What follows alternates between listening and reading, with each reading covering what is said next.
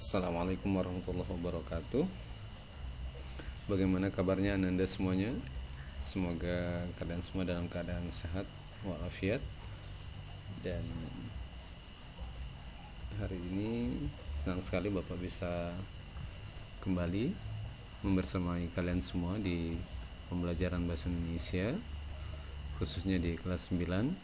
Dan dalam kesempatan yang begini Bapak akan menyampaikan materi pengantar di materi pidato persuasif. Materi pengantar ini penting sebagai langkah awal untuk memahami materi pidato persuasif secara baik dan maksimal. Bapak mengawali pengantar materi dengan motivasi, ya. Jangan cari teladan, tapi jadilah teladan. Bapak ulangi, jangan cari teladan, tetapi jadilah teladan. Kalau kamu memulai, mungkin orang di sekitarmu akan tergerak untuk menirumu dan melakukan hal yang sama. Motivasi ini sangat berkaitan dan relevan dengan materi yang akan kita pelajari pada teks pidato persuasif. Karena pada hakikatnya ketika kita mengajak orang lain, maka sebelum kita mengajak, kita harus melakukannya terlebih dahulu. Dan konsep keteladanan sangat kuat di konsep ini. Konten materi yang akan kita bahas bersama ada 4. Yang pertama, definisi pidato persuasif. Kemudian yang kedua, ciri-ciri pidato persuasif. 3, tujuan pidato persuasif. Dan yang keempat, berkaitan dengan prinsip-prinsip pidato persuasif. Kita awali dengan definisi. Secara definisi, pidato persuasif adalah pidato yang berisi ajakan kepada masyarakat untuk melakukan sesuatu. Sejatinya pidato adalah kegiatan berbicara di depan umum yang bertujuan untuk menyampaikan maksud dan pendapatnya mengenai suatu hal. Pidato persuasif bersifat mengimbau atau mengajak masyarakat untuk berbuat suatu hal yang berguna bagi kehidupan. Yang harus digarisbawahi, pidato persuasif berisi ajakan, imbauan atau mengajak audiens atau orang lain untuk melakukan sesuatu hal yang berguna yang diharapkan oleh yang berpidato. Berikutnya ciri-ciri pidato persuasif. Ada 4 ciri pidato persuasif. Yang pertama, bersifat mendorong atau mengajak. Kemudian yang kedua, reaksi yang diinginkan adalah membangkitkan emosi agar pendengar menyetujui atau meyakini dan mungkin membangkitkan timbulnya tindakan tertentu pada pendengarnya. Kemudian yang ketiga, menggunakan kalimat-kalimat bersifat membangun. Kemudian keempat, menyertakan topik permasalahan yang akan dibahas dan dijelaskan. Berikutnya tujuan pidato persuasif. Pidato persuasif bertujuan ingin mengajak atau membujuk pendengar agar terpengaruh terhadap isi pidato yang disampaikan. Kembali, kata kuncinya adalah mengajak, mengimbau, membujuk pendengar agar terpengaruh terhadap isi pidato yang disampaikan sehingga tergerak untuk mengikuti apa yang diharapkan oleh yang menyampaikan pidato. Kemudian selanjutnya prinsip-prinsip pidato persuasif. Ada 5 prinsip yang harus kita pahami. Yang pertama, membujuk demi konsistensi. Maksudnya apa? Prinsip pertama persuasif yaitu mengubah perilaku apabila perubahan yang dianjurkan sejalan dengan kepercayaan sikap dan nilai.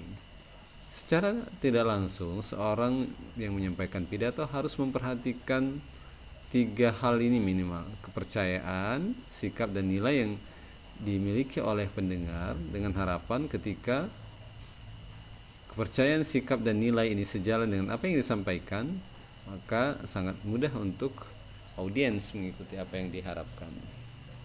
Kemudian yang kedua, membujuk demi perubahan-perubahan kecil. Perubahan perilaku lebih memungkinkan apabila perubahan yang dianjurkan merupakan perubahan kecil, bukan perubahan perilaku besar. Hal ini menunjukkan bahwa perubahan-perubahan itu harus diawali dari hal-hal kecil untuk kemudian perubahan-perubahan dari kecil menuju ke perubahan yang lebih besar.